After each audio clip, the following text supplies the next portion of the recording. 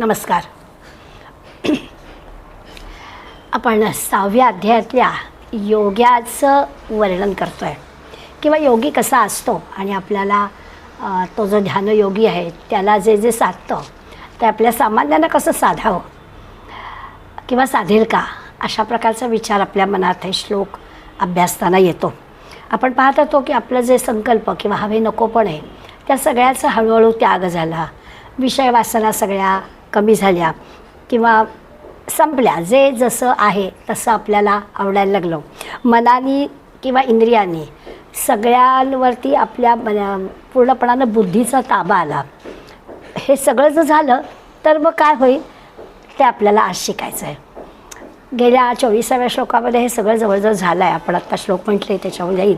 24वा श्लोक होता संकल्प प्रभावान कामांस त्यक्त्वा सर्वान शेषता. म्हणजे संकल्पानं उत्पन्न झालेल्या सगळ्या इच्छा होत्या त्या आता निःशेष संपून गेलेल्या आहेत. आणि मनसेवेंद्रिय ग्राम विनियम्य समंतता. आणि मनानं ह्या सगळ्या इंद्रियांना आवरून घेतलेलं आहे. म्हणजे इंद्रिय आपल्या ताब्यात आलेली आहेत. आता कामना काही शिल्लक नाही आहेत. मग आता काय होईल? आताची जी प्रगती आहे ती आपल्याला पुढल्या श्लोकात भगवंत सांगतात. शनैर शनैर उपरमेद बुद्ध्या धृती गृहीतया आत्मसंस्थम मन कृत्वा न किंचिदपि चिंतयेत. आता भगवंत सांगतात की शनै शनै म्हणजे क्रमाक्रमानं हळूहळू सावकाशपणे. काय होईल तर याचा अर्थ अभ्यास करूनच आपल्याला ही गोष्ट प्राप्त होईल, लगेच होणार नाही आहे. शनै शनै उपमेद बुद्ध्या धृती गृहीतया. हळूहळू ही जी काय आपल्याला उपलब्धी प्राप्त करून घ्यायची आहे ती कशी होईल? धृती गृहीतया बुद्ध्या. धैर्याने युक्त असणाऱ्या बुद्धीनं. म्हणजे सामान्य बुद्धी त्याला पुरणार नाही आहे. त्या बुद्धीला धैर्य पण हवं आहे. हे मला जमणारच नाही, हे काय आमच्या बस की बात नाही, आम्हाला काय होणार आहे असं काही विचारच नाही करायचा. आपल्या बुद्धीला धैर्याची जोड द्यायची आणि मग हे काम करायचं आहे. आणि शिवाय काय करायचं आहे? तसंही इंद्रिय आणि मन आवरून धरलेलं आहेच. मन हा आत्मसंस्थम कृत्वा. त्या मनाला आवरून घेतलेलं आहे त्याला त्या म्हणजे परमात्म्याकडे स्थित करायचं आहे. आणि मग असं झालं की किंचिदपि न चिंतयेत. मग थोडासा सुद्धा काही काळजी करायचं कारण नाही आहे, विचार करायचं कारण नाही आहे. असा हा खरा म्हणजे 25व्या श्लोकाचा म्हटलं तर सोपा अर्थ. 3 गोष्टी आपल्या करायच्या आहेत. एक म्हणजे आपल्याला अभ्यास करायचा आहे, धीरे धीरे करायचं आहे पण आपल्याला अभ्यास करायचा आहे. आणि अभ्यासाने आपल्याला या ध्यानयोगातला हा जो ध्यानयोगी आहे त्याला जे साधतं आहे, आता त्याला काय काय साधतं ह्याची जंत्री आपण लावू शकू. निदान आपण एखाद्या वेळेला याचा अनुभव तरी घेऊ शकतो का? जसं हा ध्यानयोगी जो आहे तो आपल्या शरीरामधल्या एखाद्या इंद्रियाला होणाऱ्या कष्टातलं जे काही जाणीव आहे ते काढून घेऊ शकतो. असं आपल्याला साधेल का? असा हा अभ्यास आहे. ही अभ्यास करायची गोष्ट आहे. म्हणून ते आपल्याला सांगतात की शनै शनै उपरमेद. हळूहळू गोष्ट होईल, क्रमाक्रमानं होईल, त्याचा आपल्याला अनुभव घेता येईल. आणि दुसरं काय होईल तर धैर्याने आपली जी बुद्धी आहे ती परमात्म्यामध्ये स्थित करायची. आता इंद्रियांना आपण जिंकलं आहे, इंद्रियांना आपण ताब्यात ठेवलं आहे, मनाला ताब्यात ठेवलं आहे, अशी बुद्धी तयार झालेली आहे. या बुद्धीनं आता काय करायचं आहे? योग्य ठिकाणी म्हणजे परमात्म्याकडे जायचं आहे. ह्या 2 गोष्टी जर आपल्याला जमल्या तर अशा पद्धतीनं गेलं तर मग आपल्याला चिंता करायचं काहीच कारण नाही. किंचिदपि न चिंतेत. थोडीसुद्धा चिंता करू नये असं म्हटलं आहे. बघूया आपल्याला इथलं काय काय जमतं आहे. ध्यानयोग ही काही साधी गोष्ट नाहीच आहे, बरोबरच आहे. ध्यानाचा अभ्यास करावा लागतो, किती काय करावा लागतो, काळाचा हिशोब सांगता येत नाही, कितीतरी करावा लागतो. ती काही क्षणात ध्यान लागणारी गोष्ट नाही आहे. पायरी पायरीनं क्रमाक्रमानं हे आपल्याला जमेल. काय करायचं आहे तर त्या मनाला शांत करायचं आहे. अगदी मनाला शांत करायचं आहे. आजूबाजूच्या होणाऱ्या सगळ्या घटनांनी, व्यक्तीने, प्रसंगाने आपण जराही विचलित होणार नाही असं मन आपल्याला शांत करायचं आहे. आणि मग ते जे शांत मन आहे ते स्वतःमध्येच रमवायचं आहे. स्वचा शोध घ्यायचा आहे, परमात्म्याचा शोध घ्यायचा आहे आणि त्या परमात्म्यामध्ये आपलं मन रमवायचं आहे. हा आपल्याला अभ्यास करायचा. आता इथे काही मनाला जबरदस्ती करून चालणार नाही आहे. शांतपणानं त्याच्या कलाकलानीच आपल्याला घ्यायला हवं आहे. मनाचं असं आहे ना की तो एखाद्या विषयाशी त्याला जर गुंतवलं तर जमेल, त्याला काही जमणार नाही अशातला काही भाग नाही आहे. भगवंत की आपल्याला असं म्हणतं ते कठीण आहे म्हणतं, सावकाश करा म्हणतं, अभ्यास करा म्हणतं, पण हे काही होणारच नाही असं काही म्हणत नाही आहे. त्यामुळे आपल्याला प्रयत्नाने हळूहळू ही गोष्ट जमेल, आपल्या आपल्या मनाची क्षमता आपल्याला वाढवायला लागेल. विषयांपासून दूर गेलेलं जे मन आहे त्याला फक्त आपल्याला आत्मचिंतनाकडे, या परमात्म्याकडे वळवायचं आहे. कशामुळे साधेल? तर ते दिलंच आहे की बुद्धीनं साधेल. ती बुद्धी कशी? विवेकबुद्धीने साधेल. आपला समर्थांचा लाडका शब्द आहे, आपल्यालाही तो पटकन कळतो. तर आपण धरूया की विवेकबुद्धीनं हे आपल्याला साधेल. साधणार नाही असं नाही. काय होतं, आपल्या मनामध्ये यस नोचा जो विक्षेप येतो तो केव्हा येतो याचा जर आपण विचार केला, अभ्यास केला, तर आपल्या संबंधावरती हा विक्षेप अवलंबून असतो. जसं आहे ना की समजा आपलं नातवंड किंवा कोणी जवळचं 10वी-12वीच्या परीक्षेला आहे यावर्षी, तर मग त्याच्यासंबंधी वर्तमानपत्रात येणारी जर बातमी असेल किंवा परीक्षा केव्हा आहे, काय आहे त्याच्या, तर आपलं जरा लक्ष जातं, आपण ती जरा नीट वाचतो. पण आता दिवसेंदिवस असं आहे की आपल्याकडे कोणी शाळकरी मूल नसेल तर आपल्याला काहीच त्याच्यासंबंधी त्या बातम्यामध्ये इंटरेस्ट वाटत नाही. आपण ते समजा वाचलं, आधी एक तर वाचत नाही, वाचलं तरी ते आपण लक्षात ठेवण्याचा प्रयत्न करत नाही. म्हणजे ज्या गोष्टीशी आपला संबंध आहे, मेलबर्न संबंधी काही बातमी वाचली, ऐकली की लगेच आपल्याला त्याच्या डिटेलमध्ये जावं लागतं, कारण आपला काहीतरी संबंध आहे ना. अशा पद्धतीने आपला संबंध कुठे आहे तिथे विक्षेप येऊ शकतो. मग तो व्यक्ती, प्रसंग, ठिकाण हे सगळे आपल्या या मनाला परमात्म्याकडे लावण्यासाठी आपण करत असलेल्या प्रयत्नामध्ये विक्षेप आणणाऱ्या गोष्टी आहेत की दुसरा विचार मनात येतो. जिथे संबंध आपले आहेत तिथे तिथे त्या गोष्टी काय करतात, आपल्या परमात्म्याकडे जात असणाऱ्या त्या मनाला वाटेमध्ये थांबवतात. आणि ते जे थांबवणं आहे लगेच आपलं होतं ना की आपल्याला संबंधित असणारं काही की लगेच आपण कानटाव करतो, काय म्हणालीस गं असं विचारतो, कारण तिथे आपला काहीतरी संबंध असतो. नाहीतर मग आपण अनेक गोष्टींकडे लक्षसुद्धा देत नाही. आपला जर काही संबंध नसेल तर आपण लक्षसुद्धा देत नाही. आता जर का विवेकबुद्धीनं किंवा आता गीतेमध्ये शब्द वापरला आहे धैर्य, तर त्या धैर्य असणाऱ्या बुद्धीनं आपल्याला या विषयांपासून, म्हणजे हे जे आता असे विक्षेप येतात त्या विक्षेपापासून सुद्धा मनाला दूर करायचं आहे. म्हणजे सगळ्या आजूबाजूला घडणाऱ्या गोष्टी जशा जशा घडायच्या तशा घडू देत. माझ्यावरती त्याचा काही परिणाम करून, म्हणजे माझ्या परमात्म्य दर्शनाकडे त्याचा काही परिणाम करून घेण्याचं कारण नाही आहे. अशा पद्धतीने सारखं मनाला बजावं लागतं आहे. आतापर्यंत असं होतं की आपण प्रत्येक गोष्टीला, आपल्या आजूबाजूच्या अनेक गोष्टींना फारच महत्त्व देत होतो. आता भगवंत आपल्याला समजावून सांगतो आहे की या सगळ्या गोष्टींना महत्त्व देण्याचं काही कारण नाही आहे. कारण हे जे काही आहे ना, वस्तू, व्यक्ती, प्रसंग, वातावरण, या सगळ्यामध्ये आपल्यामुळे काही फार मोठा बदल होणार असतो अशातला काही भाग नाही. आपण असलो काय किंवा नसलो काय, फार मोठा काही बदल होत नाही हे आपल्याला माहीत असतं. तरीही आपण कान टवकारून सगळ्या गोष्टी ऐकत असतो.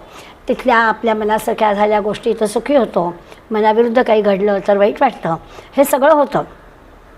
म्हणून आपल्याला बुद्धीच्या सहाय्यानं धैर्य दाखवून ह्या सगळ्या विक्षेपांना, भोवताली असणाऱ्या एकेका गोष्टीतून आपलं मन आता काढून घ्यायचं.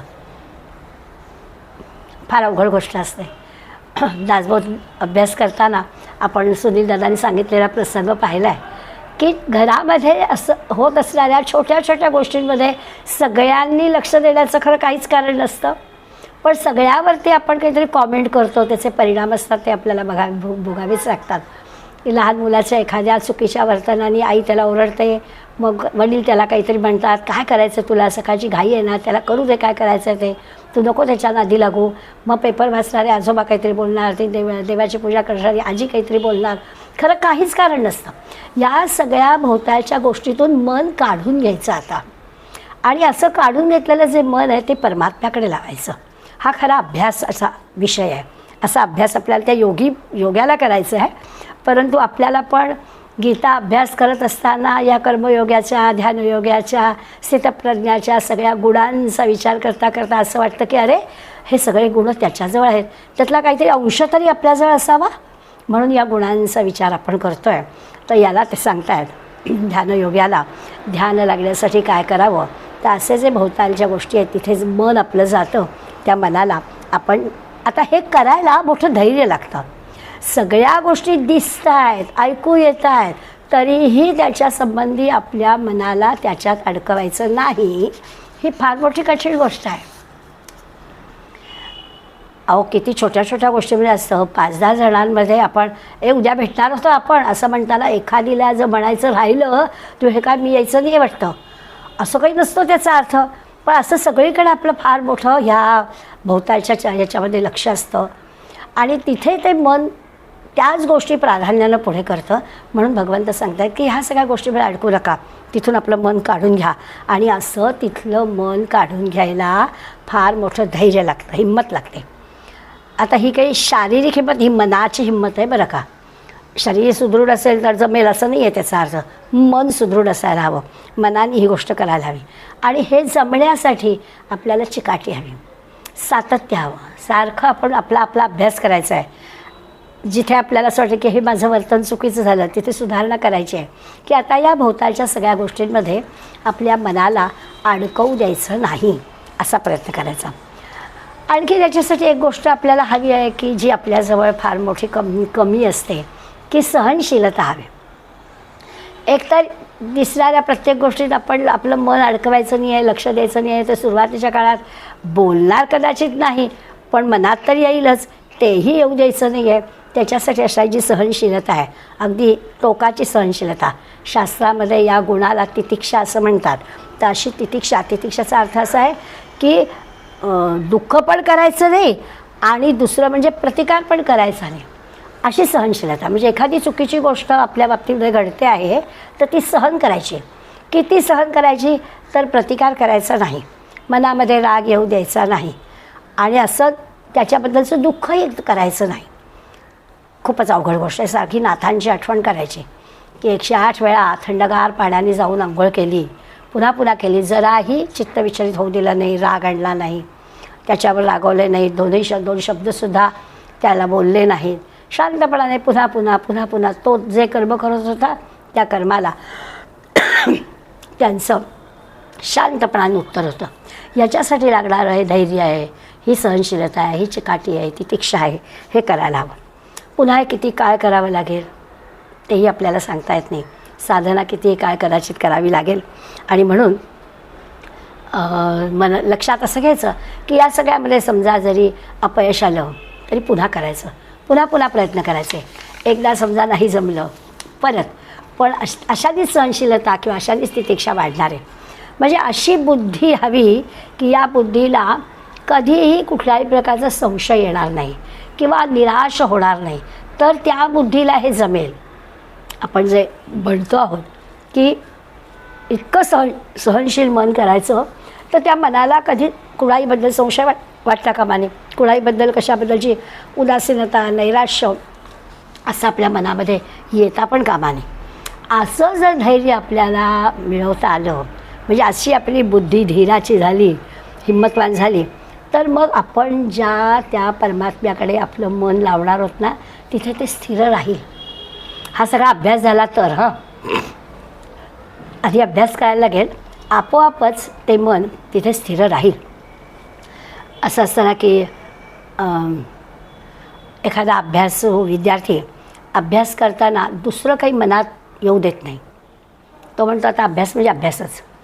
आणि खरोखरच अशी जी एकाग्र चित्तानं अभ्यास करणारी मुलं असतात ना, त्यांचं तहानभुकेकडे पण लक्ष नसतं. आपल्याला किती अनेकदा असा अनुभव बघायला मिळालेला आहे की ते इतके रात्री मग जागरण करतात, पहाटे उठतात, त्यांच्या अभ्यासामध्ये ते इतके व्यग्र असतात आणि मग तहानभूकसुद्धा हरपली जाते. हे जे आहे ना, ती काय आहे, ती त्या मुलाची अभ्यास करतानाची जी बुद्धी आहे ती अशी धैर्य असणारी बुद्धी आहे. एकाग्र चित्त त्याचं होतं, अशी त्याची बुद्धी आहे. बाबा बेलसर यांचं पुस्तकामध्ये एक गंमतशीर प्रसंग आहे. त्यांची आणि बिर्लांची भेट झाली आणि बिर्ला त्याला म्हणाले की आम्ही रात्रंदिवस पैशाचा विचार करतो. श्रीमंत आहेत, व्यापारी आहेत, त्यामुळे त्यांचा दिवस रात्र विचार काय, तर कुठल्या गोष्टीतून आपल्याला किती फायदा मिळणार अशा प्रकारचाच ते विचार करणार. त्यामुळे ते बाबा बेलसरांना म्हणाले की मी रात्रंदिवस काय करतो, तर नवनवीन मार्गाने पैसा कसा प्राप्त होईल याचाच विचार करतो.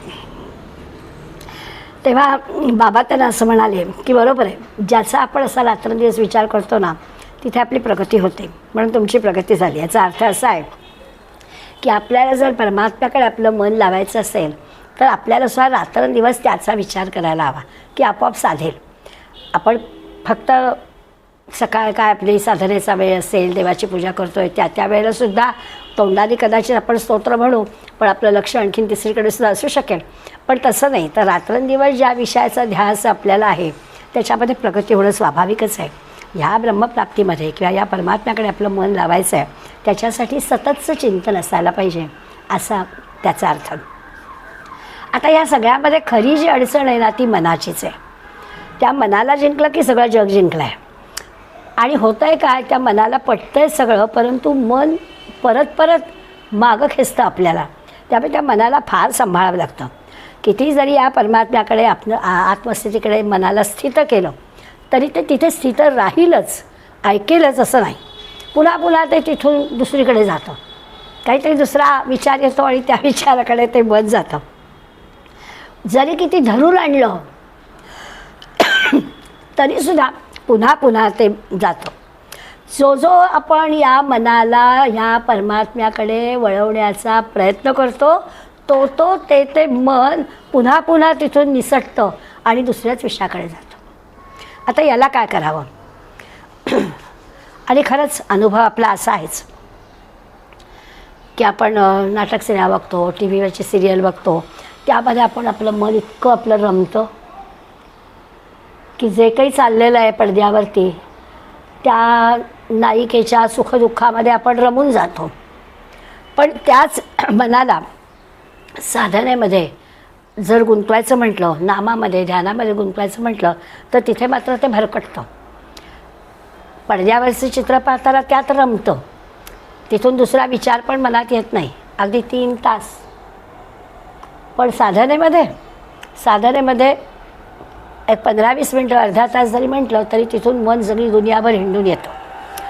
एखादी कादंबरी वाचतो, त्या कादंबरी वाचताना त्या कादंबरीतल्या त्या नायिकेशी आपण इतक्या एकाग्र होऊन जातो की तिची सुखदुःख म्हणजे जणू काही आपलीच सुखदुःख, म्हणजे डोळ्यातनं अश्रू पण तिच्यासाठी आपल्या येतात. इतके आपण तल्लीन होऊन त्या कथानकाशी एकाग्र होतो. पण स्तोत्र म्हणताना ती एकाग्रता नाही. जेव्हा आपण परमात्म्याशी एकरूप होऊ तेव्हा त्या परमात्म्याशी एकरूप झाल्यावर आपण त्यात तो अनुभव घेतला पाहिजे. जसा आपण सगळ्यांनी 22 तारखेला घेतला. रामललाची मूर्ती आपण पाहिली मात्र सगळेजण आपण डोळे पुसत होतो. काय जादू होती, वातावरणाचा परिणाम होता, जे काही होतं त्या सगळ्याचा अनुभव आपण घेतला आहे. हे जे आहे ना हे परमात्म्याशी तल्लीन होणं आहे. क्षण आपण आपली नजर हल्ली नाही. त्यांचं चालणं, त्यांचं असणं, त्यांचं दिसणं, त्यांचं बघणं, ह्या सगळ्याशी आपण इतक्या एकरूप झालेलो होतो सगळ्याजणी की त्या सगळ्या सुखाशी आनंदाशी आपण एकरूप होऊन गेलो होतो. हे जे आहे ना हे आपल्याला परमात्म्याशी एकरूप होणं आहे. काही आपल्या सारखं मनाला नावं ठेवायची आवश्यकता नाही. ते चंचल आहे, अस्थिर आहे, आपण सगळ्यांनी अनुभव घेतला आहे. इतकं मन त्या रामललाशी एकरूप झालं की दुसरा विषय नाही. माझी एक मैत्रीण राहते हायवेला तिकडे ह्याच्यावर घोडबंदर रोडवर. तिने मला फोन करून सांगितलं, मीराताई मी खिडकी हे पाहिलं, हायवे सगळा ठप्प होता.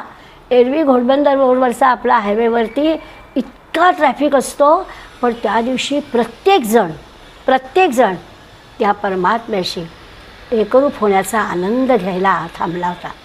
हे जे आहे ना हे एकरूप होणं आहे.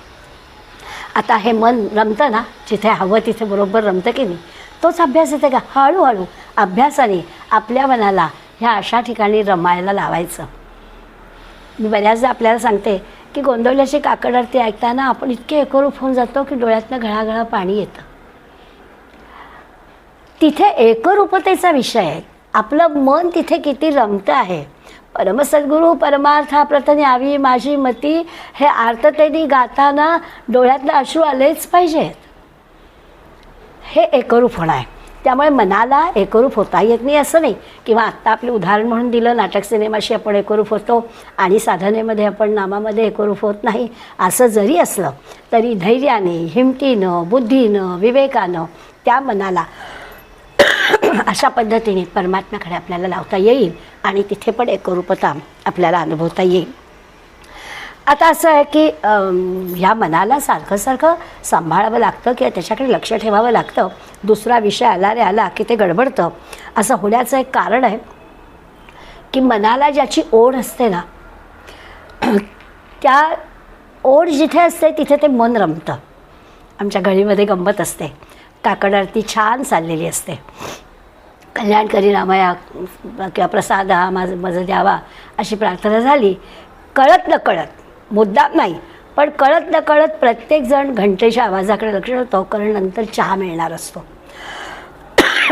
सकाळी उठल्यापासून चहा नसतो, पहाटेपासून उठल्यावर तो काकड आरती झाल्यावर चहा असतो. तर कळत न कळत असं असतं की अरे चला काकड आरती झाली, कारण मनाची ओढ तिथे आहे ना, त्या ओढीमुळे असं होतं.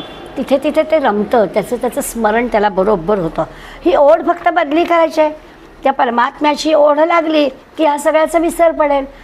चहाची ओढ असली की त्याची आठवण होते, मग परमात्म्याची ओढ असली की आपल्याला ती आठवण पण झाली पाहिजे ना. एवढाच फक्त अभ्यास आपल्याला करायचा आहे. त्याच्यासाठी लागणारा श्रद्धा आहे, विवेक आहे, याच्या बळाने आपल्याला हे साधेल. मनाला तिथे तिथे एकाग्र करता येईल. थोडा वेळ लागेल, त्यांनी पण आपल्याला शनई शनई असंच सांगितलेलं आहे. हळूहळू करायचं, एकदम नाही, वेळ लागेल. पण नियम केला की त्या तो नियम निश्चयानं पाळायचा. खरं तर असं आहे की अगदी छोटासा नियम करावा. आपलीच परीक्षा आपण घ्यायची असेल तर अगदी छोटासा नियम करावा आणि काय वाटेल ते झालं तरी तो नियम तुटता कामा नाही, असा प्रयत्न करायचा. गंमत म्हणून सांगते, असं सगळ्यांचं होत असेल असं नाही, पण आपण एखादा छोटासा नियम केला की जो आपण आपल्या घरी असो बाहेर असो तरी देखील आपल्याला तो पाळता येऊ शकेल, असा प्रयत्न आपण करायचा. काय प्रयत्न करायचा तर समजा अंघोळ तर आपण रोज करतो, तर अंघोळ झाली की देवाच्या तिथे आपण फूल व्हायचं आणि उदबत्ती लावायची. तोपर्यंत आपण मौनात राहायचं. किती सोपा वाटणारा नियम आहे. हां, आपण म्हणजे काय एवढंच काय सांगताय, 5 मिनटाचा तर विषय. आंघोळ झाल्यावर म्हणजे काय 5 मिनटं कपडे करून बाहेर येईपर्यंत आपल्याला काय लागेल तो वेळ, आणि मग लगेचच आपण लावायची उदबत्ती, फुल व्हायचं की झालं काम आपलं. तर 5 मिनटामध्ये असं काय मोठे विक्षेप येणार आहेत असं आपल्याला वाटेल. पण हा छोटासा नियम आपल्याला निश्चयानं करायचा आहे. काय वाटेल ते होऊ दे, वाटेल तिथे आपण असू दे, तरी देखील ह्या नियमामधून दूर व्हायचं नाही आहे. असं जर आपण ठरवलं तर किती किती विक्षेप येऊ शकतात असा जर आपण विचार केला तर येऊ शकतो. त्याच वेळात नेमका फोन वाजतो, मग घ्यायचा की नाही.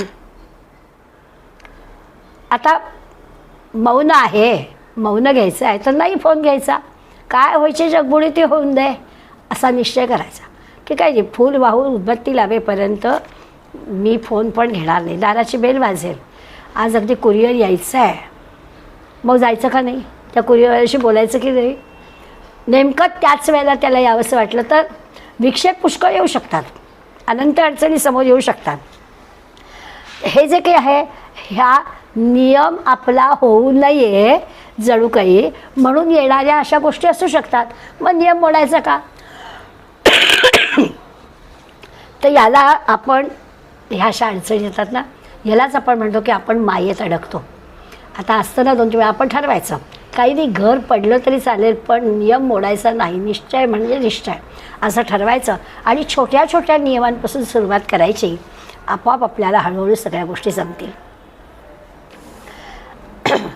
आपण विचार करत होतो 11 दिवस उपास, 11 दिवस उपासाने एवढी चालण्यामध्ये हिंमत होती, 50 मिनटं भाषणाची हिंमत होती.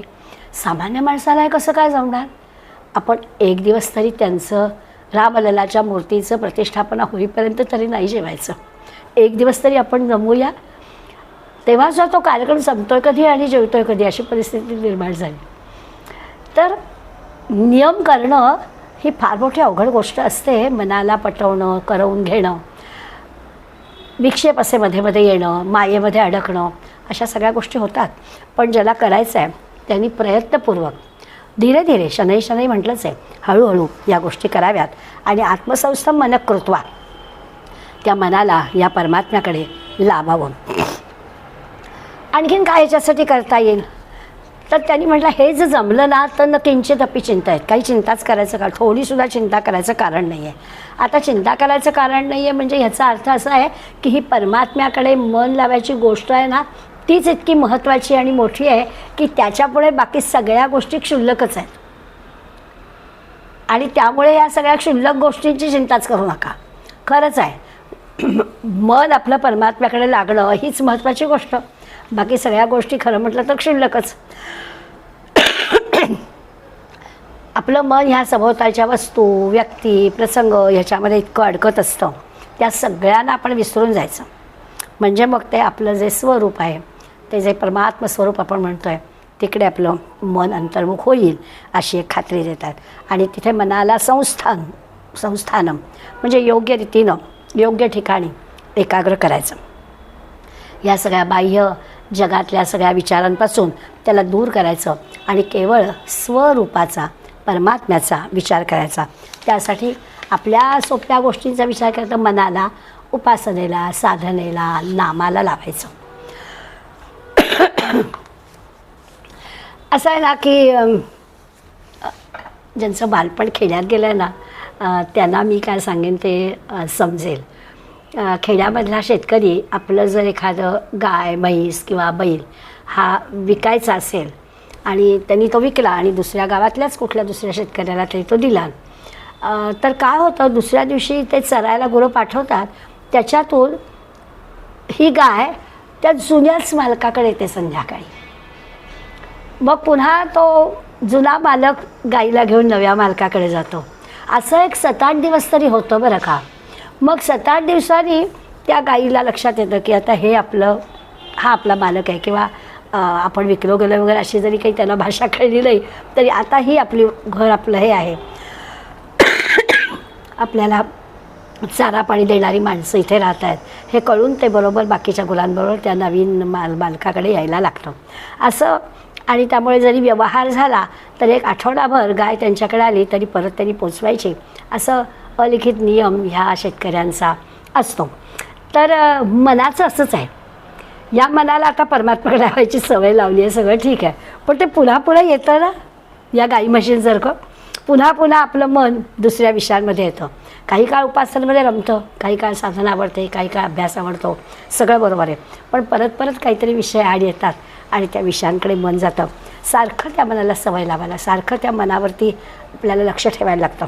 नामामध्ये, भगवंताच्या रूपामध्ये प्रयत्नपूर्वक त्याला अडकवावं लागतं, म्हणजे मग हे साधतं. आता हे झालं शनै शनै रूपनभेद. मग आता पुढे ते सांगतायत की येतो येतो निश्चरती मनश्चंचलमस्थिरम. असं का होतं आहे त्याचं उत्तर पुढल्या श्लोकात देत आहेत की कळतं आहे सगळं बुद्धीनी, धैर्याने आपण हे करू शकतो, अशा प्रकारची खात्री दिली आहे. पण आता सांगतायत आपल्याला की येतो येतो निश्चरती. हे काय आहे, हे ना अस्थिर आहे मन. अस्थिर आणि चंचल दोन्ही विशेषण वापरले. अस्थिर आणि मनश्चंचलम अस्थिरम. आणि ततः ततः ज्या ज्या विषयामध्ये ते संचार करतं ततस्ततो नियम्येतद आत्मन्येव वशम नयेत. ते काय करतं, स्थिरच राहत नाही, एका जागी राहतच नाही, एका विषयाशी ते रमतच नाही, सारखं चंचल असतं. मग ज्या ज्या विषयामध्ये ते संचार करत असतं त्या त्या विषयातून रोखून त्याला थांबवावं लागतं आणि त्या परमात्म्याकडे त्याला खेचावं लागतं. सगळं समजलं आहे, पण सगळं समजत असून सुद्धा पुन्हा पुन्हा मन विषयांकडे येतं. त्याचं काय करायचं, त्याचं उत्तर आपल्याला 26व्या श्लोकात भगवंत देणार आहेत की असं होईलच. पण त्या त्या ठिकाणी विषयांकडे मन जात आहे असं वाटलं की त्याला रोखायला लागतं, थांबवायला लागतं आणि त्याला परत परमात्म्याकडे वळवावं लागतं. बरं, ते दुसऱ्या कोणी करून नाही चालत, आपणच आपलं करायला लागतं. मग ते कसं करायचं, यतो यतो निश्चरती मनश्चंचलमस्थिरम ततस्ततो नियम्येतद आत्मनियम वशम नयेत. वशम नयेत म्हणजे स्थिर करायचं. कसं करायचं, आत्मनियम परमात्म्यामध्ये स्थिर करायचं. आणि नियम्य नियम्य म्हणजे नियमात घालून त्याला रोखून ठेवायचं. जेव्हा केव्हा कळलं आपल्याला की मन गडबडत आहे, दुसरीकडे जात आहे, त्याला खेचून परत आणायचं. असं करावं लागतं. आता विषयांपासून मोठ्या चिकाटीनं, मोठ्या धैर्यानं आपण त्याला दूर केलेलं असतं आणि परत परत म्हणजे चांगलं परमात्म्याच्या उपासनेकडे लागलेलं मन पुन्हा पुन्हा विषयांकडे गेलं की त्याला खेचून आणावं लागतं. याच्यासाठी असं आहे की असं आहे ना की मुलांचं असतं की नाही, अभ्यास कुठे मुलांना आवडतो. मग जर का आपण त्यांना जर अभ्यासाला कंपल्सरी बसवलं तर त्यांचं लक्ष अभ्यासात लागत नाही. मग त्याला जरा त्याचं महत्त्व पटवून द्यायला लागतं, सांभाळून घ्यावं लागतं, त्याला काय हवं नको बघावं लागतं, काहीतरी खाऊचं लालूच दाखवायला लागतं, त्याच्याबरोबर बसावं लागतं, त्याचं काहीतरी कौतुक करावं लागतं. चांगले मार्क मिळाले की शाळेमध्ये घरी त्याचं कौतुक झालं की मग हळूहळू त्याला अभ्यासाची गोडी लागते. एकदा अभ्यासाची गोडी लागली की मग बघावं लागत नाही. तसं आपल्या ह्या मनाचं आहे. या मनाला ध्यानाकडे वळवायचं आहे. म्हणजे आपल्या ज्या बाकी सगळ्या इच्छा, आकांक्षा, वासना काय काय आहेत त्याच्यापासून त्याला बाजूला करायचं आहे, परावृत्त करायचं आहे. सगळ्यात मोठं काय आहे तर त्या भगवंताची प्राप्ती करून घेणं हे खरं म्हणजे आपलं मोठं ध्येय आहे. बाकी सगळ्या गोष्टी ज्या आहेत त्या आपल्याला बाजूला करायच्या. पण या श्लोकामध्ये मात्र त्यांनी असं म्हटलं आहे की मन अस्थिर आहे, मन चंचल आहे. आता चंचल म्हणजे काय, तर एखादी गोष्ट आवडली तर ती आवडलेल्या गोष्टीशी ते पुन्हा राहील असं नाही, फार काळ नाही त्याला ते आवडत. मनाची गोष्ट अशी आहे की त्याला ते आवडतं आहे पण त्याला सारखा बदल पण हवा असतो. एकच एक आवडला आहे तर एकच भाजी काही रोजही आपल्याला चालत, आवडती जरी असली तरी रोज कशी चालेल. त्या मनाचं एक आपलं असं असतं की एखादी गोष्ट आपल्याला आवडते आहे म्हणजे सारखी ती चालते अशातला काही भाग नाही आहे, त्याला बदल हवा असतो. आपल्या मराठे काकांनी माशीचं एक उदाहरण दिलं आहे, छान दिलं आहे. मराठे काका म्हणाले की समजा आपण 3-4 गोड पदार्थ असे बशीमध्ये घालून ठेवले तर माशी पहिल्या बशीमधल्या समजा काय गुळाचा खडा असला तर त्याच्यावर बसली आहे, त्यातला कण खाल्ला आहे. आता कळलं आहे ना तिला की इथे आपल्याला आवडणारी वस्तू आहे, मग ते कशाला सगळ्या बशात तर तोंड घालायला जाते, मग खा ना तिथलाच गुळ. तर तसं नाही ती करत. ती माशी, आपलं मन असं चंचल आहे, एखाद्या विषयाशी ते एकाग्र होत नाही. इथे काय आहे, तिथे काय आहे, तिथे काय, सगळीकडे धावतं. म्हणून माशीचं हे उदाहरण दिलं आहे मराठी काकाने की माशी जशी चंचल सारखी सगळ्या बशांवर हिंडते. बरं, दुसरं असं आहे, आणखीन पुढे जाऊन काका म्हणतात की त्या माशीला जसं अस्वच्छतेचा काही भाग नाही आहे, गाडीवर पण बसते, चांगल्या पदार्थावर पण बसते. आपल्या मनाचं सुद्धा असंच आहे, चांगले विचार पण येतात, वाईट विचार पण येतात. क्षणभर असं वाटलं काय आहे, बुद्धिवान असणाऱ्या माणसाची ही अशी अवस्था. तर याचं कारण असं आहे की आवडणाऱ्या गोष्टीशी आपण तिथे एका जागी नाही राहत. आपल्याला अनेक ठिकाणी हिंडायचं असतं. एका विषयावर जर थांबलो तर सोपी गोष्ट आहे, तिथे तिथे प्रगती होईल. तेच तर करायचं आहे आपल्याला, परमात्म्याकडे मन लावायचं आहे. पण त्या ठिकाणी स्थळ, काल, वस्तू, व्यक्ती या सगळ्यांमध्ये फिरत राहतं मन आणि एका जागी स्थिर होत नाही. इतकंच कशाला, त्या माशीचं उदाहरण देताना ते पुढे म्हणतात की समजा या सगळ्या गोड पदार्थांच्या पुढे एखाद्या बशीमध्ये असे प्रज्वलित निखारे ठेवले तर माशी तिथे जात नाही. बरं, माशीला कळतं की इथे धोका आहे. ती त्या गोड पदार्थांवर पुन्हा पुन्हा पुन्हा पुन्हा फिरेल. चंचल आहे, अस्थिर आहे ती, त्या ती सगळीकडे फिरेल. एका बशीतला सगळा पदार्थ संपेपर्यंत खाणार नाही, पण त्या निखाऱ्यांकडे ती जाणारही नाही, कारण तिथे धोका आहे, तिथे आपलं मरण आहे हे तिला बरोबर कळेल. आपलंसुद्धा थोडंसं असंच आहे. आपण ह्या उपासनेच्या, ध्यानाच्या याच्यामध्ये मीपणा संपणार आहे ना, तिथे अमन होणार आहे ना आपलं, तर आपण तिथे जातच नाही आहोत. काकांचा विचार लक्षात घेतला तर आपल्याला कळेल की आपण विषयांमध्ये परत परत रमतो आहे. एका विषयाशी आपण एकाग्र राहत नाही आहोत. एकच विषय आपल्याला चालत नाही, आपल्याला 10 विषयांवरती जायचं असतं आणि त्यामुळे परमात्म्याकडे आपलं जाणं होत नाही. बरं, समजा त्या परमात्म्याकडे जाणं आहे म्हणजे अमन करणं आहे, म्हणजे ह्या विषयांकडली धाव बंद करणं आहे ना, तिकडे जाताच कामा नाही ना, असा विचार आपल्याला करायचा आहे. आता भगवंत आपल्याला सांगतात की हे जे चंचल अस्थिर असं मन आहे ते जिथे जिथे संचार करतं ना, जिथे जिथे जातं ना, तिथून तिथून त्याला परत आणावं लागतं. आणि ते सहज असं परत येत नाही बरं. त्याला रोखावं लागतं, त्याला ओढावं लागतं, दुसरीकडे जाण्यापासून त्याला सारखं सारखं लक्षात आणून द्यावं लागतं की तिकडे जायचं नाही आहे. कुठे कुठे मन संचार करतं, तर साधारणपणे मन 3 प्रकारच्या गोष्टींमध्ये संचार करतं. आता म्हटलं देश, काल आणि वस्तू, व्यक्ती, एवढ्या ठिकाणी हे मन सारखं फिरतं आणि तिथून त्याला परत आणावं लागतं. पुन्हा पुन्हा त्याला परत आणायचं आणि भगवंताकडे लावायचं. आता ही गोष्ट ना म्हणायला सोपी आहे की असं कुठेतरी व्यक्तीमध्ये जातं, तिथून त्याला परत आणायचं आणि भगवंताकडे लावायचं. पण ही करणं मोठी अवघड गोष्ट आहे. ते काही इथली वस्तू तिथे ठेवणं नाही, उचलायची आणि ठेवली बाबा देऊन. त्या मनाला त्या विषयांपासून बाजूला खेचायचं. ते विषय की आपल्याला समाधान देणारे, आनंद देणारे नाही आहेत. परमात्मा आनंद देणार आहे, त्या परमात्म्याकडे लावायचं. मुलाला जसं अभ्यासाला गोडीनं प्रवृत्त करायचं, तसं आपल्या मनाला गोंजारून सांगायचं आणि त्याला या परमात्म्याकडे लावायचं. मनाचा स्वभाव जरा वेगळा आहे. किती जरी आपण त्याला खरं समाधान, खरी शांती कुठे मिळेल हे सांगितलं असलं तरीसुद्धा ते विषयांकडे, व्यक्तीकडे धावत असतं. तसंही फार वेळ की एका ठिकाणी ते राहत नाही, असंही आपण पाहिलं. समोर असेल नसेल त्या वस्तू व्यक्तींमध्ये ते रमतं, असेल त्या जागी रमतो. जरा जरी कुठले फोटो पाहिले की अरे मला पण न जायचं आहे, की सुरुवात तिथल्या गोष्टींचे विचार करायला. भगवंतामध्ये रमलं की खरा शाश्वत आनंद आहे हे त्या मनाला पटवून द्यायला पाहिजे. त्याचा थोडासा अनुभव आला ना की कीच पटेल ना, तो पण पटणार नाही. म्हणजे अनुभव नाही म्हणून नोकरी नाही, नोकरी नाही म्हणून अनुभव नाही. परमात्म्याच्या प्राप्तीचा अनुभव नाही, त्यामुळे त्यातल्या शांतीचा अनुभव घेतला नाही, त्यामुळे तिथे रमत नाही. विषयांकडे निदान तात्पुरती का होईना जी काही असेल आनंदाची गोष्ट ती मिळते, त्यामुळे तिकडे जायला स्वाभाविकच माणूस जातो. पण याला खऱ्या आनंदाकडे वळवायचं असेल तर आपल्याला हळूहळू गोडी गुलाबीनं ह्या मनाला आणावं लागतं. 2 मार्गाने आपल्याला या मनाला वळवता येऊ शकेल असं भगवंत सांगतात. एक असं आहे की हे सगळे विषय मिथ्या कसे आहेत, ही सगळी माया कशी आहे, हे दृश्य सगळं खरं नाही आहे, हे सारखं सांगून जे काही खरं आहे, जे काही शाश्वत आहे तिकडे आपल्याला जायचं आहे असं परत संतांच्या साह्यानं, संत ग्रंथांच्या साह्यानं सांगत राहायचं आणि मनाला पटवून द्यायचं. म्हणजे मग ही गोष्ट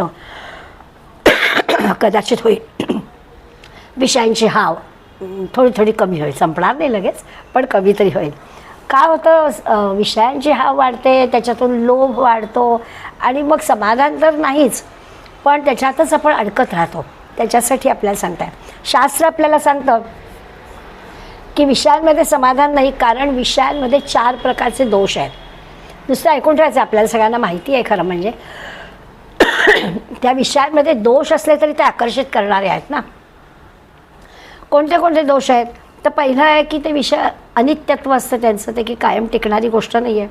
विषय असू दे, व्यक्ती असू दे, या सगळ्या वस्तू अनित्य असतात, कायम टिकणाऱ्या नसतात.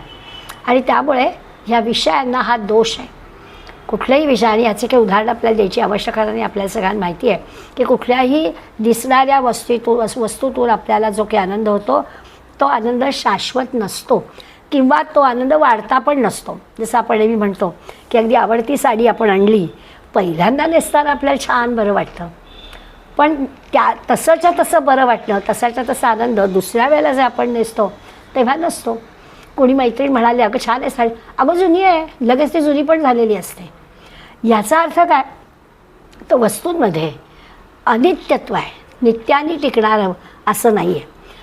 आता त्याचमुळे काय होतं, जरी आपण वस्तू असो किंवा व्यक्ती असो, कोणाही असू दे, कालांतराने त्याचं जे प्रेम आहे ते कमी होऊन जातं. दुसरं म्हणतात की दुःखित्व, विषय जे आहेत ते काही सुख देणार नाहीत. सुखासाठी विषय आपण मानतो की विषयांमध्ये का अडकायचं, तर त्याच्यातून आपल्याला सुख मिळेल, त्याच्यातून आनंद मिळेल. पण समर्थ आपल्याला काय सांगतात, सुख म्हणत आहे, दुःख ठाकून आले. ज्याला आपण सुख म्हणतो तेच आपल्याला दुःख म्हणून समोर येतो, तेच दुःखदायी ठरतात विषय आपल्याला. त्यामुळे ही पण काही गोष्ट खरी नाही आहे. हे विषय आहेत ते दुःख देणार आहेत. तिसरं कारण म्हणजे तिसरा दोष विषयांमधला ते सांगतात की आपल्याला ना बद्ध करतात, म्हणजे आपण त्या विषयांच्या आहारी जातो. डायबेटीस आहे तर किती गोड खायचं, कितीही समोर आलं, किती आवडलं असलं, किती कोणी आग्रह केला तरीसुद्धा आपल्याला कळलं पाहिजे आणि आपण थांबलं पाहिजे. तर आपण काय होतो, आपली बुद्धी जणू काही भ्रष्ट होते आणि आपण त्या विषयाच्या आहारी जातो. त्याच्यातून परिणाम भोगावे लागतातच. कितीतरी लोकांची उदाहरणं आपल्याला माहिती असतात की केवळ जिभेवर कंट्रोल नाही म्हणून अशा प्रकारचं दुखणं वाढत गेलं. आणखीन एका गोष्टीचं व्यक्तींबद्दलचा विचार करायचा झाला तर विषयांच्या सारखं हे असतं की एखाद्या व्यक्तीशी आपला परिचय वाढला ना की त्याचं महत्त्व आपल्याला कमी व्हायला, अतिपरिचयात अवज्ञा असं म्हटलं जातं. तर तेसुद्धा बद्धत्व असं आहे की त्याच्या आपण आहारी जातो. तर कुठे थांबायचं विवेकाने हे आपल्याला कळलं पाहिजे. आणि चौथं कारण सांगतायत मिथ्यत्व. दुरून सगळं छान वाटतं, म्हणतोच आपण दुरून डोंगर साजरे असं.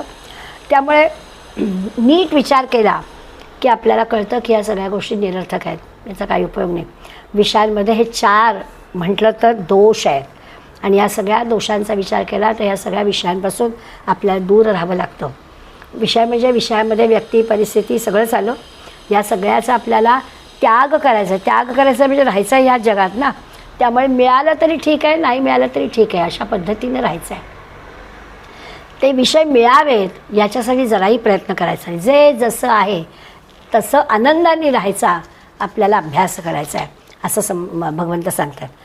आणि म्हणून भगवंतांनी मनाला रोखावं असं म्हटलं आहे की मन असं विषयांकडे धावेल त्याला रोखावं, त्याला नियमाने बांधून ठेवावं. असं नियमाने बांधलं त्या मनाला जर सांगितलं की अमुक झाल्याशिवाय ते मिळणारच नाही की आपोआपच ते मन तयार होईल. ज्या ठिकाणी मन बरोबर भरकटतं ना त्या ठिकाणी बरोबर लक्षात घ्यायचं आणि आपण त्या मनाला बाजूला घ्यायचं. 2 प्रकारांनी आपल्याला करता येतं. मन भरकटण्याच्या कसं कुठल्या क्षणाला मन भरकटतं आपल्याला कळत नाही. एकदम आपल्याला कळतं अरे मी जपाला बसले आणि हे काय माझ्या मनात. मग आपण ज्या क्षणाला कळेल त्या ठिकाणी परत जप सुरू करायचा. हा सगळ्यात खरा म्हणजे सोपा उपाय आहे. आपण विषयात इतके गुंततो की जप कोणत्या क्षणी थांबला हे आपल्याला कळत नाही. छान जप चाललेला आहे पण तो जप चाललेला असूनसुद्धा आपल्या मनामध्ये काहीतरी वेगळाच विचार येतो आणि त्या विचाराच्या भोवती आपण जातो. एकदम आपल्या लक्षात येतं की अरे हे काय विचार करते मी आणि मग परत आपण मागे येतो. छान उदाहरण दिलं आहे. रामाचं नाव घेतो आहे, जपाला बसलो आहे, श्रीराम असं म्हटल्यावरती खरं म्हणजे दाशरथी राम हाच आपल्याला आठवायला पाहिजे. पण श्रीराम म्हटल्यावर जप चालू आहे आणि जप चालू होता श्रीराम लागूनची आठवण. मग श्रीराम लागूनची आठवण झाल्यावर स्वाभाविकच पिंजरा सिनेमाची आठवण, मग त्या पिंजरा सिनेमातल्या एखाद्या प्रसंगाची आठवण, मग त्याच्यातून त्यांच्या आणखीन एका देवाला रिटायर केला पाहिजे ह्या लेखाची आठवण आणि मग जाग येते की अरे हे काय मी जॉब करते ना. मग आपल्याला ते सांगतात की आता उलट क्रमाने श्रीरामापर्यंत जायचं. म्हणजे तो देवाला रिटायर करतो हा लेख वाचला होता तो बाजूला करायचा, पिंजरा सिनेमा बाजूला करायचा, त्या गोष्टीतून बाहेर यायचं. श्रीराम लागूनबद्दल आपण बोलत गेलो आपण श्रीरामाबद्दल बोलत आहे असं करून पुन्हा श्रीरामापर्यंत यायचं. हा एक उलट्या क्रमाने जाऊन आपल्या पुन्हा नामाच्या ठिकाणी येण्याचा प्रयत्न करता येईल, मनाला आणता येईल. पण ह्याच्यापेक्षा सुद्धा ज्या क्षणाला मन भरकटलं आहे कळलं आहे त्या क्षणाला त्या मनातून हा विषय बाजूला करायचा आणि तिथून यायचं. असं केलं तर त्या मनाला थोडी सवय होईल. चुकीचे विचार मनात आले तर ते बाजूला करता येतील. आता यातून नेमकं काय आपल्याला मिळतं हे जे आपण करतो आहे त्याच्यातून आपल्याला काय मिळतं असा प्रश्न आहे की ह्या परमात्म्याकडे मन लावा. ध्यानयोग्याला हे सगळं जमतं आणि आम्हाला हे जमण्यासाठी ध्यानयोग्याने कसा अभ्यास केला आहे तसा अभ्यास केला तर थोडं तरी आपल्याला काही जमेल अशा प्रकारचा विचार लक्षात घेऊनच आपण या श्लोकांकडे पाहणार आहोत. आपण काही त्या ध्यानमार्गासारख्या योग्यासारखे आपण होऊ शकणार नाही आहोत. पण त्याच्या ह्या अभ्यासाने त्याला जे साधलं म्हणजे अभ्यासाने हे साधू शकतं तर मग आपल्याला काय करता येईल असा विचार करून या श्लोकांचा अभ्यास करायचा.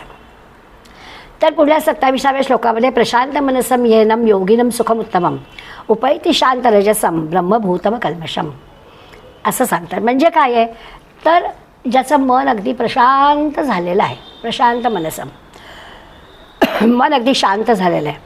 आणि कसं आहे, कल्मषम रहित म्हणजे पापरहित आहे, शुद्ध स्वच्छ अंतःकरण आहे. ह्या योग्याचं झालंच आहे ना. आपण आता 24व्या श्लोकापासून पाहतो आहे की सगळी इंद्रिय ताब्यात आहेत, मन ताब्यात आहे. आत्ता आपण पाहिलं की धैर्याने बुद्धीनं त्यांनी हे सगळं मिळवलं आहे. कुठे जरा जरी मन भरकटलं तरी त्याला परत पुन्हा आणता आला आहे मार्गावर. असं ज्याला आहे त्याला परमशांतीचा, मन त्याचं शांत झालं, त्याचा शांतीचा अनुभव त्याला येतो आणि त्याचं मन असं पापरहित झालेलं असतं. आणखी काय तर शांत रजसम, रजोगुण पण शांत झाला आहे. रजोगुणाला सगळ्या गोष्टी हव्या असतात ना, म्हणून त्याचा उल्लेख केला आहे. शांत रजसम, रजोगुण शांत झाला आहे. आणि ब्रह्मभूतम, तो जो सच्चिदानंद घन परमात्मा आहे त्या परमात्म्याशी ऐक्य झालेला आहे, ब्रह्मभूत झालेला आहे. अशा योग्याला उत्तम सुखम उपैती, उत्तम प्रकारचा आनंद, उत्तम प्रकारचं समाधान प्राप्त होतं. आता या योग्याला अशा प्रकारचं समाधान प्राप्त होतं. त्याच्या अगोदर त्याच्या 2 गोष्टी महत्त्वाच्या सांगितलेत की त्याचं मन अगदी शांत झालेलं आहे, पापरहित झालेलं आहे, रजोगुण पण त्याचा शांत झालेला आहे. अशा योग्याला त्या परमात्म्याशी त्याचं ऐक्य झालेलं आहे आणि त्याला असा आनंद प्राप्त झालेला आहे. मग असा आनंद झालेला असेल तर आपल्याला मन पापरहित होणं. आता एकदा आधीच्या श्लोकाला आपण पाहिलं की त्या मनामध्ये येणाऱ्या ज्या पुन्हा पुन्हा विषयांच्या गोष्टी आहेत त्या विषयातून मनाला रोखावं लागतं, बाजूला करावं लागतं आणि त्याला परत परत आणावं लागतं. म्हणजे आता संकल्प विकल्प गेले, हवे नको पण संपला आहे, कुठल्याही प्रकारच्या कामना नाही आहेत.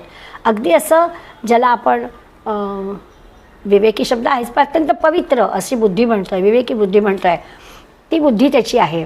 कुठल्याही विषय सेवन वगैरे जे काही आहे त्या विषय सेवनांवर त्याची मात आहे, कुठले विषयांमध्ये तो रमत नाही आहे. आणि त्याचं मनसुद्धा असं अस्थिर किंवा चंचल वगैरे नाही, तर परमात्म्याशी त्याचं एकाग्र झालेलं आहे. क्रमाक्रमानं या सगळ्या गोष्टी त्याला जमली आहेत आणि मग त्याला शांतीचा अनुभव प्राप्त होत आहे. अशा योगाचं वर्णन या 27व्या श्लोकात भगवंत करत आहेत. शब्द वापरला आहे प्रशांती. म्हणजे काय आहे तर अशी शांती की कुठल्याच आवाजाचा याच्या ध्यानामध्ये व्यत्यय येत नाही. आता आपण आपल्याशी तुलना करून बघायची म्हणजे मग आपल्याला कळतं की आपण पण प्रयत्न करतो की आपल्याला सुद्धा कुठल्याही आवाजाचा त्रास होऊ नये. पण कुकरची शिट्टी वाजू दे, दाराची बेल वाजू दे, फोनची बेल वाजू दे, रस्त्यावरून ॲम्ब्युलन्स जाऊ दे, आपल्याला सगळे आवाज येतात. हा जो प्रशांती आहे ना त्याला हे आवाजच येत नाहीत. हा मोठा फरक आहे. त्या आवाजांना त्याचे श्रवण आत घेतच नाहीत. आपण लक्ष द्यायचं नाही म्हणून फार तर प्रयत्न करू की जाऊ दे, म्हणजे आता जरी रस्त्यावरून मिरवणूक जाऊ दे नाही तर ॲम्ब्युलन्स जाऊ दे, आपण की लगेच बाल्कनीत बघायला जात नाही, इतपत आपण करू. पण आवाजच येणार नाहीत असं नाही होणार. आता हा जो प्रशांती आहे ह्यांनी जी शांती प्राप्त करायची योगाचं वर्णन जे भगवंत करतात त्याच्या ध्यानामध्ये त्याला कुठल्याही प्रकारच्या आवाजाचा व्यत्यय येत नाही, असा तो प्रशांती आहे. काय होऊन दे तो ध्यानाला बसलेला आहे, त्याला बाकीच्या आवाजाचं काही नाही, ही प्रशांती. उडिया बाबा म्हणून एक संत होते, त्या उडिया बाबांचा उल्लेख अनेकदा संत मंडळी उदाहरण म्हणून घेतात की त्यांचं असं ध्यान लागलं ना की त्यांना काही आजूबाजूचं भान नसतं. आपण गजानन महाराजांच्या पण ह्याच्यात पाहिलं आहे की काय नाही, ती मुलं काय पूजा करू देत, भाकरीचा नैवेद्य दाखवू देत, फुलांच्या माळा घालू देत, पुतळा, आजूबाजूच्या सगळ्या या गोष्टींचं भानच नाही आहे. बरं थोडं थोडकं नाही आहे ते की नाटक नाही आहे, काही काळ मुद्दाम असं केलं आहे असं नाही आहे. पुष्कळ 36 तास समाधी लागलेली आहे. या उडिया बाबांचं पण असंच सांगतात की तो त्यांची कशी आहे तर प्रशांती. बरं लोक पण अशी असतात ना की अशा माणसाची ही शांती खरी आहे की नाही हे बघतात. तर या उडिया बाबाला सुद्धा ते ध्यानाला बसले ते समाधी लागली होती आणि समाधीच्या वेळेला सगळ्या आजूबाजूच्या लोकांनी अनेकांनी फुलांच्या माळा बिळा त्यांच्या गळ्यात घातल्या. अगदी देव संत आपल्या ह्याला आलेले आहेत म्हटल्यावर स्वाभाविकच आहे, आरती केली, नैवेद्य केला, सगळं झालं. एका माणसाच्या मनात विचार आला की खरंच याची ध्यान लागलं आहे का, खरंच याची समाधी लागली आहे का. आणि मग त्यांनी काय उद्योग केला, एक जिवंत साप आणला आणि तो त्या उडियाबाबांच्या गळ्यात घातला. उडियाबाबांना साप काय आणि हार काय सगळ्या गोष्टी सारख्याच होत्या, त्यांच्यावर काही परिणाम झाला नाही. अहो, माणसांना जरी कळत नसलं तरी मुक्या प्राण्याला कळतं असं लक्षात येतं. तो साप बिचारा शांतपणानं निघून गेला. त्यांनी काही त्या उडियाबाबांना दोषसुद्धा केला नाही. त्या ध्यानामध्ये असणाऱ्या त्यांच्या शरीराची जी काही उष्णता किंवा थंडावा असेल, काय त्याला वाटलं असेल माहिती नाही आपल्याला, पण तो शांतपणे निघून पण गेला. स्वामी विवेकानंदांच्या चरित्रात आपण बालपणातलाच प्रसंग पाहतो. लहान आहेत नरेंद्र आणि खेळतात अंगणामध्ये मुलांच्या बरोबर, आणि खेळता खेळता आऊट झाल्या, जसं आपण म्हणतो ना की आऊट झाल्या आता थांब रे, तो दुसरा गडी खेळायला जाईल म्हणून एका जागी बसला. आणि या नरेंद्राचं असं होतं की लहान वयात जरा बसला की लगेच त्याला त्याचं ध्यान लागायचं. शिवाचा प्रसादच होता नरेंद्र, त्यामुळे चटकन त्याचं ध्यान लागायचं. आणि असं खेळणाऱ्या ह्या नरेंद्राचं पटकन ध्यान लागलं. इतकं ध्यान लागलं की आजूबाजूचं भान तो विसरला. आपले खेळगडी सभोवले आहेत, आपण कुठेतरी बाहेर अंगणात आहोत, हे त्याच्या लक्षात सुद्धा आलं नाही. आणि इतका तो ध्यानामध्ये मग्न झाला. आणि खरोखरच आजूबाजूच्या जंगलामध्ये असणारा एक साप तिथे आला, शांतपणानं नरेंद्रच्या खांद्यावरून चढला, मागे असा फणा त्यांनी दाखवला आणि जणू काही आशीर्वाद दिला आहे आणि दुसऱ्या बाजूने खांद्यावरून निघूनही गेला. नरेंद्राच्या त्या ध्यानामध्ये जराही व्यत्यय आला नाही. इतर मुलांनी ही गोष्ट पाहिली, मोठ्या माणसाला बोलवून आणलं, आश्चर्य व्यक्त केलं, कारण अनेकांनी ती गोष्ट प्रत्यक्ष पाहिली होती. त्यामुळे ध्यान म्हणजे काय, तर ह्या बाह्य गोष्टींचा जराही व्यत्यय न येणं, त्याला प्रशांती म्हणतात. आधीच्या श्लोकांतून आपण ज्याचं वर्णन केलं आहे त्याला हे ज्याला साधलं आहे तो कसा असतो, तर तो प्रशांती, ज्याचं मन अगदी शांत झालेलं आहे. गोंदवलेकर महाराजांना एका बाईनी म्हणे तिखटाचे लाडू खायला घातले आणि गोंदवलेकर महाराजांनी शांतपणानं रव्याचे लाडू असल्यासारखे ते खाल्ले. ठसका नाही, ठुसका नाही, पाणी नाही. ती बाई बेशुद्ध पडली. जिनी महाराजांना असा त्रास दिला त्या बाईला असं लक्षात आलं की काय हे, ह्या ज्या गोष्टी असतात की बाह्य वस्तूंचा, बाह्य व्यक्तींचा, परिस्थितीचा यांच्यावर परिणामच नाही, ही प्रशांती आहे. काही महाराजांना झालं नाही, नंतर झालं नाही, त्या क्षणाला झालं नाही. कारण आपण काय खातो आहोत त्या रसनेला जिंकलं असल्यामुळे आपण गोड खातोय का तिखट खातोय याचा काही संबंधच नव्हता. समाधिस्थ असणाऱ्या, परमात्म्याशी एकाग्र असणाऱ्या या व्यक्तींना हे जे प्रशांतपणे, हे जे शांतपणानं सुखाचा अनुभव, आनंदाचा अनुभव ते घेत आहेत, त्याच्यामध्ये असणारा हा प्रश्न. मग असे जसं म्हटलं की 108 वेळा पुन्हा पुन्हा तो यवन थुंकतोय आणि हे थंड पाण्याने स्नान करून येत आहेत, जराही त्यांची शांती भंगली नाही. हे जे आहे ही प्रशांती आहे. उडियाबाबाची असू दे, महाराजांची असू दे, विवेकानंदांची असू दे, ही प्रशांती. मन अतिशय शांत, अन्य सगळ्या भोवतालच्या कुठल्याही गोष्टींचा त्या मनावर जराही विपरीत परिणाम नाही, अशा प्रकारचं मन शांत आहे. भगवंत पण प्रशांत मनस आहेत. बरं, भगवंताच्या गुणांचा विचार केला तर त्याच्यात प्रशांत मनस असं त्याचं वर्णन आहे. खरं आहे, भगवंताचं एक लक्षण आहे. भगवंताची स्तुती केली किंवा काय भगवंताला निंदा केली तरी त्याला सगळं सारखंच असतं. निंदा करणाऱ्याला तो काही शिक्षा करत नाही आणि स्तुती करणाऱ्याला तोला त्यांनी काहीतरी विशेष दिला आहे असंही आपल्याला कळत नाही. आणि म्हणून तर आपल्या लक्षात येतं की रावण असू दे, कंस असू दे, शिशुपाल असू दे, याला पण भगवंतांनी मुक्त केलंच. त्यामुळे त्याला आपला परकाचा भेद नाही, माझा तुझा असं काही नाही आहे, हा शत्रू हा मित्र असं काही नाही आहे, सर्वांशी समान वागणं आहे. त्या भगवंतसुद्धा प्रशांत मनस असं आहे. ध्यानात किंवा नामाला असं जे काही शांत वातावरण हवं, म्हणजे तुमच्या आमचा विचार केला तर आपण म्हणू की ध्यानाला बसायचं तर घरातली सगळी माणसं झोपलेली आहेत तेव्हा शांतपणानं पहाटेच काय जमेल ते करावं. आणि त्यावेळे असं करणाऱ्याला सुद्धा आपण जाणार होतो आता तिसऱ्या शब्दाकडे, शांत रजसम ना, त्याचा रजोगुण शांत झाला आहे. पण खरं तर आपल्या लक्षात असं येईल की अशा प्रकारची ध्यानाचा अभ्यास करणारी जी मंडळी आहेत त्या मंडळींना कळत नकळत एक सात्विक सत्वगुणाचं असं बंधन येतं की मी पहाटे, मी आता आवाज यायला नको आहे म्हणून मी प्रयत्न करतो की पहाटेच आपला अभ्यास करावा, पहाटेच साधनेला बसावं, पहाटेच आपण जप करावा किंवा काय ध्यान करावं. कारण स्वतः आपण काही सात्विक आहोत, स्वतः याच्यात असं नाही आहे की आत्ता जशी आपण उदाहरणं घेतली की त्या भोवतालच्या याचा परिणामच त्यांच्यावर होत नाही आहे. आपण प्रयत्न काय करू की निदान भोवताली अशा काही गोष्टी घडणार नाहीत अशी जागा निवडू, अशी वेळ निवडू आणि आपण प्रयत्न करू. काही हरकत नाही, शनैः तेही आपल्याला जमेल.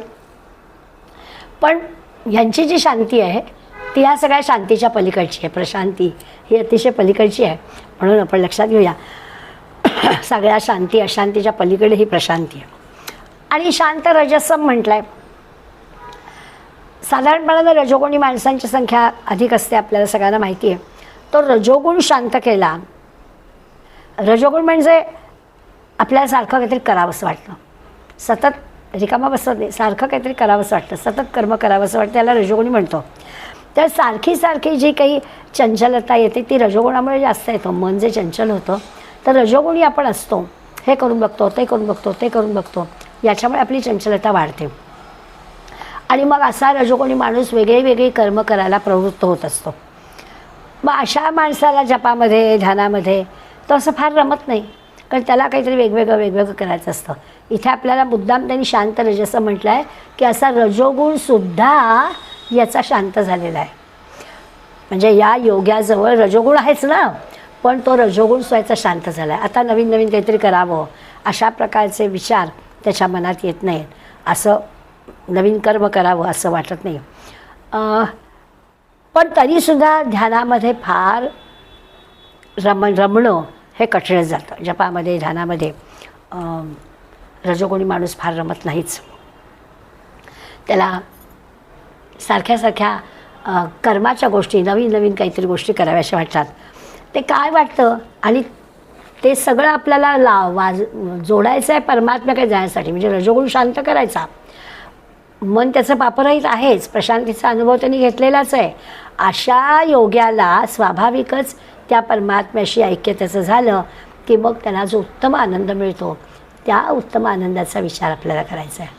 हा जो आपण 27वा श्लोक पाहतो आहे ह्याच्या योग्याच्या आनंदापर्यंत आज आपण पोचलो नाही, पण निदान त्याची प्रशांती काय असते किंवा रजोगुणावर पण त्यांनी मात कशी केलेली असते इथपर्यंत आपण आलो आहे. उरलेला भाग आहे तो आपण पुढल्या वेळेस बघूया. धन्यवाद. अथ गीता